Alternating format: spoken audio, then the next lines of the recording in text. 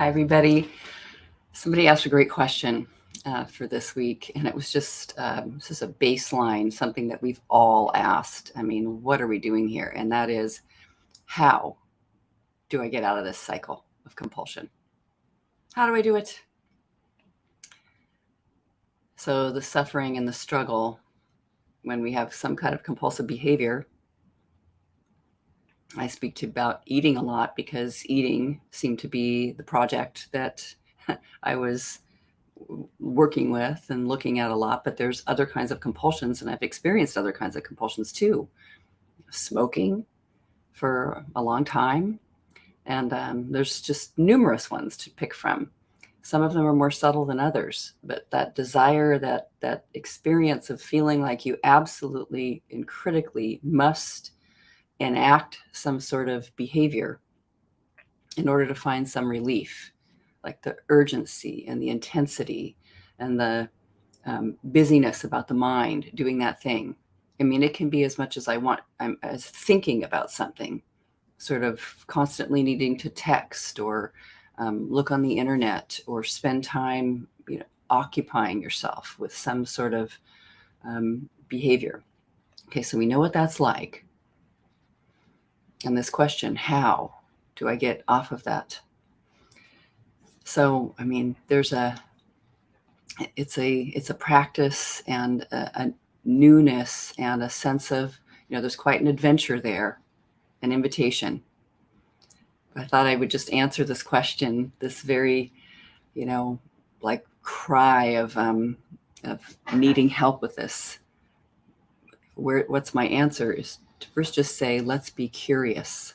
I know I've probably said it before, but if there can be a sense of curiosity about what's happening here, instead of moving into attacking oneself, aggression, shame, heartbreak, rage, and an effort to control the compulsion itself and control the thoughts about the compulsion and control the feelings about the compulsion, control any feelings at all whatsoever. That's often what I was doing, just controlling my feelings and my response to life. So if we can have some curiosity about what's going there and imagine dropping the need to control.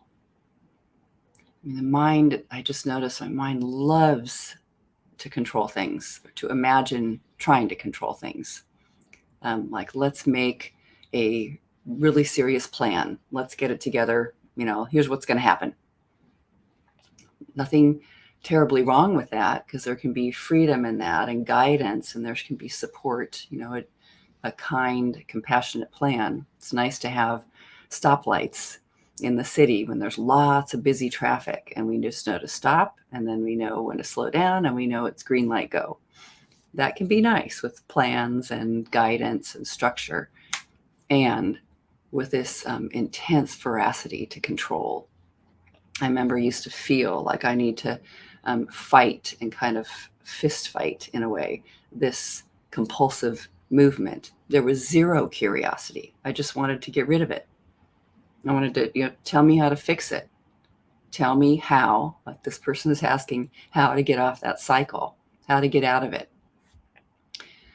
So if we have curiosity and we're wondering about it and kind of letting it be a teacher to us, imagine first of all that it just is a teacher, that it's saying, hey, hello, you're not listening anywhere else, so I'm knocking on the door here with a little more strength, or a lot more strength, it might feel like. Could you be in touch with something that isn't just mind thinking, working towards constant self-improvement, being the right way, worried about doing it the wrong way? I mean, what is happening there, even before the compulsive movement begins to rise? What's happening? How am I feeling emotionally? What am I thinking and believing in that moment? Because that's the space of being curious about that, that's the space of answers. If I can allow myself to be with what I feel disturbed about, and it doesn't mean I have to live in disturbance. I notice trouble and disturbance and upset or whatever's happening actually changes. It is like weather. But if I can see what I really am feeling right there, it may be heard. It's like being in touch with a deep inner sensation of whatever's true for this one here, this body, this being, this entity. I mean, what do emotions seem to exist? What's the reality? Strong emotions appear. Heartbreak, sadness, feeling loss or loneliness, feeling disturbed and troubled, feeling angry and upset. And yes, wonderful to have the work, have 4 questions and turnarounds so that we can look and see what that condition is, but not doing the work with an idea of, I need to get out of this, I'm going to get rid of this. Because what's happening in reality is there's this response to what's going on. There's a reaction, and I want to look. I want to be really curious about what is happening for me. So I remember a long time ago, when I was still really feeling like I had frequent eruptions of a compulsive behavior. And in my situation, it was binge eating, really intense binge eating. They would feel intense. Binge eating would feel like aggressive eating, angry eating, furious eating, desperate eating.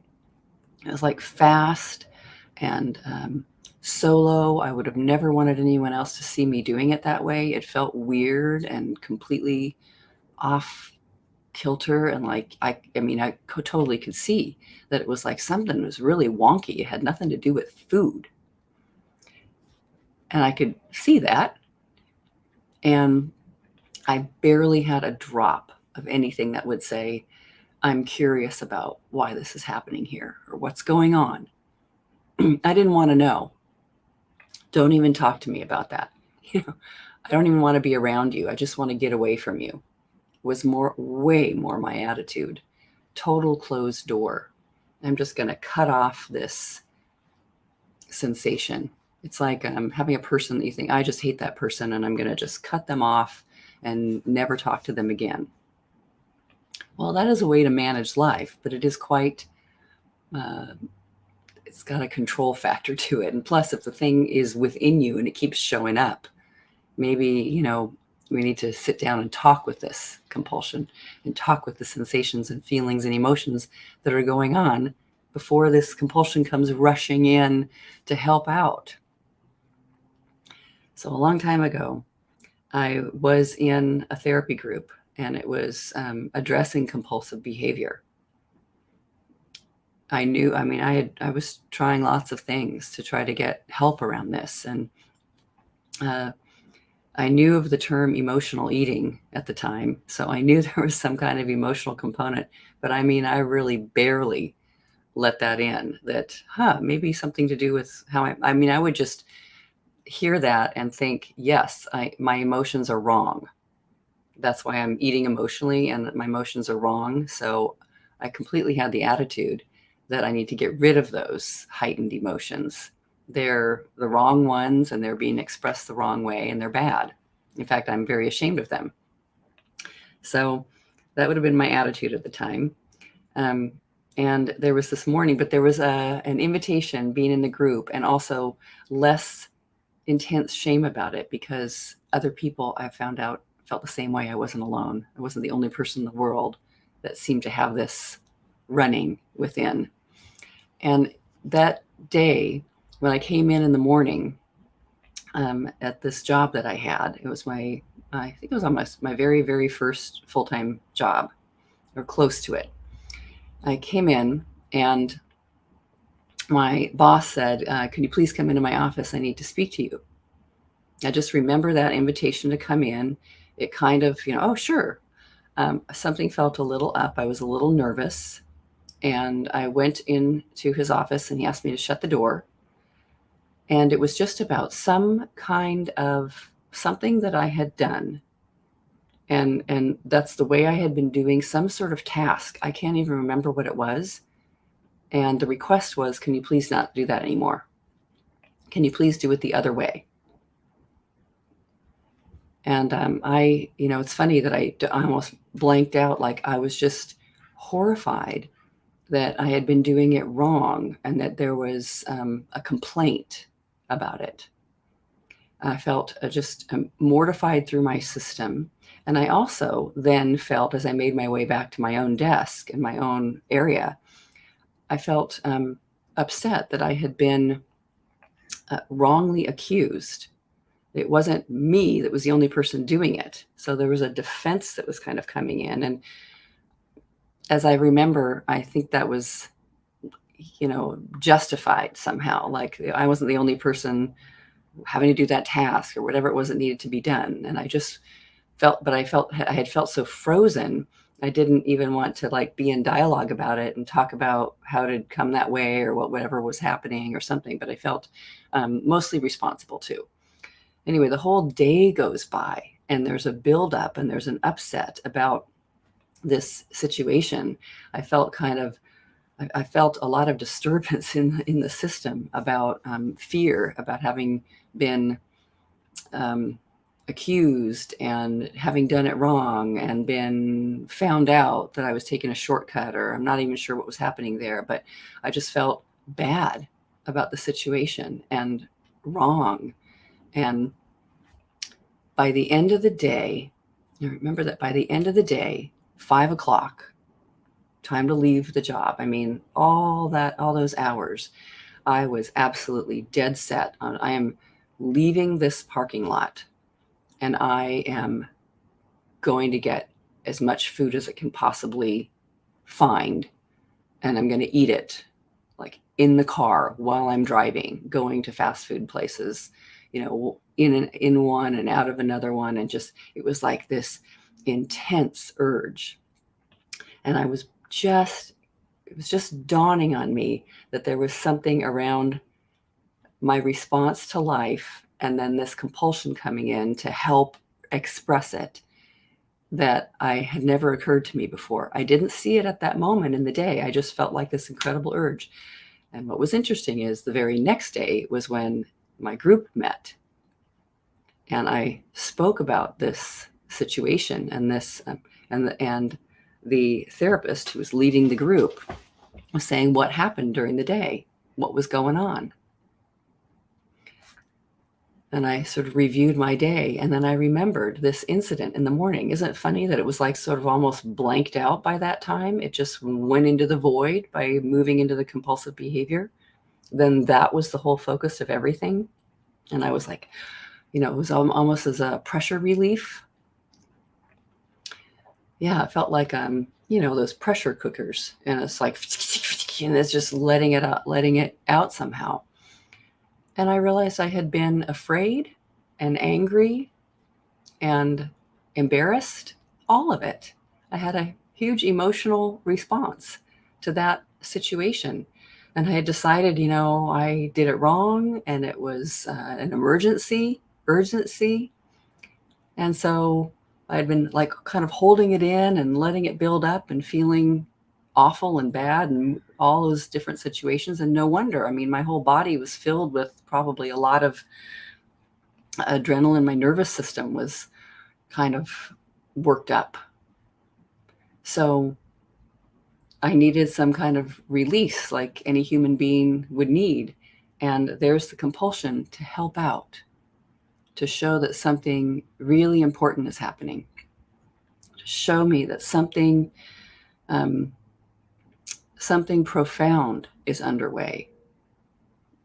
And I haven't been willing to look with too much fear around it. I've been so thinking that I am a bad person and that my emotions are wrong or off kilter or, whacked out in some way that I haven't even been willing to look, except for luckily for being in that group and where my life had taken me so far with trying to understand this compulsion, or I was trying to get rid of it mostly, was in a new direction.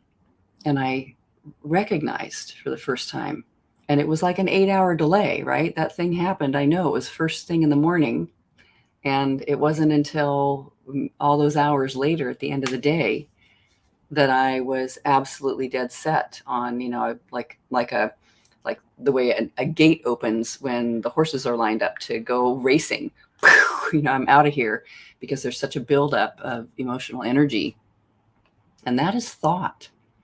These are my thoughts and my emotions, nothing else besides that. It's my thinking and believing, which then my body was feeling the thinking and believing that was going on, and my fear of looking and seeing what was actually happening in that situation. And fortunately, with the help of others and because of my interest in where my need and my desire to answer the same question, how do I get out of this cycle? That was taking me into an area where they were pointing to, let's look at your emotions and look at your thinking.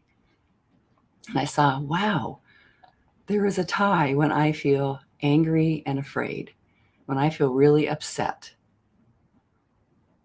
when I even feel whatever, accused, or wrong. So who would I be without that story? Can I look? And this is not to like vacate the scene and get away and, oh my gosh, great, I don't have that thought anymore. Bam. It's just seeing what's really going on there and not locking into the story as if it's true, it's true, it's true, it's true. It's just really wondering, being curious, relaxing with what happened, noticing. Of course, I would feel anxious about doing something wrong, and having done it, it was a repetitive thing, whatever it was. I had been doing it the wrong way, quote unquote, for a while, but that was a human mistake, and that I didn't have to be so incredibly terrified by the authority. That in fact, he even did it fairly kindly. It just was hard to hear the criticism because my beliefs were so like I need to do everything perfectly all the time, not allowed to make any mistakes, frightened of rejection, worried about what was, and worried about my own emotions. I could totally find the turnaround. I had been rejecting myself for a very long time. I expected myself to do everything right the first time.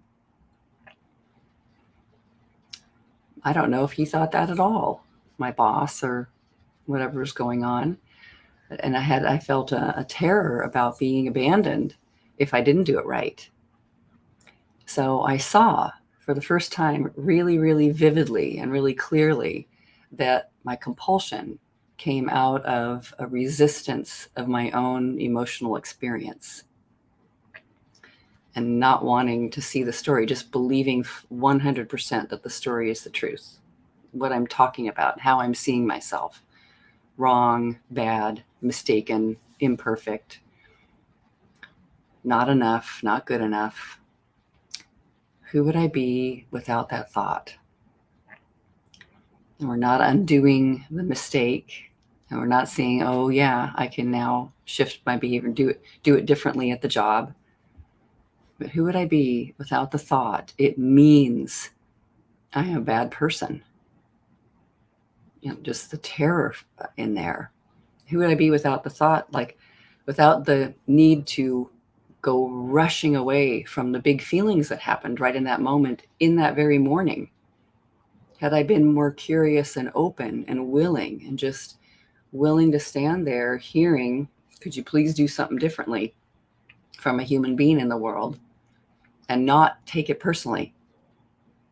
It could have been, oh, wow, I might have even been able to say at the time, oh gosh, I'm feeling kind of embarrassed in the moment because I've been doing it that way for a long time. I didn't know.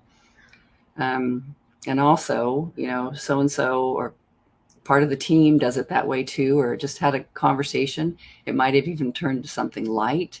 I might have found humor. Maybe both of us would. I could have asked any questions that might have come up about how this came about and when it was noticed.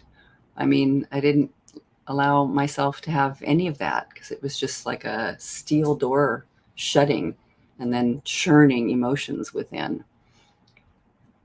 When I began to really allow my response to life to be there genuinely and not criticize it or condemn it, like I'm having the wrong thoughts, I'm having the wrong feelings. When I let those be there and just let myself experience what was, the compulsive behavior faded away. It was no longer required to help soothe or avoid, to help comfort me or help me get away from a horrible situation. So it's an incredible feeling to let oneself, let yourself be as you truly are, whatever's present for you in the moment. So that is a sort of briefer summary on how, and it's a practice, how to get out of that cycle is to just be willing to open up and look at what's outside of that cycle. So you can get stuck and very blinded in that compulsive cycle when it feels briefly like pressure release valve is happening. So of course it's compelling. And what's going on internally for me? How am I seeing whatever's happening in life before the compulsion ever happens? Looking there is going to be gold. All right. Let me know how it goes.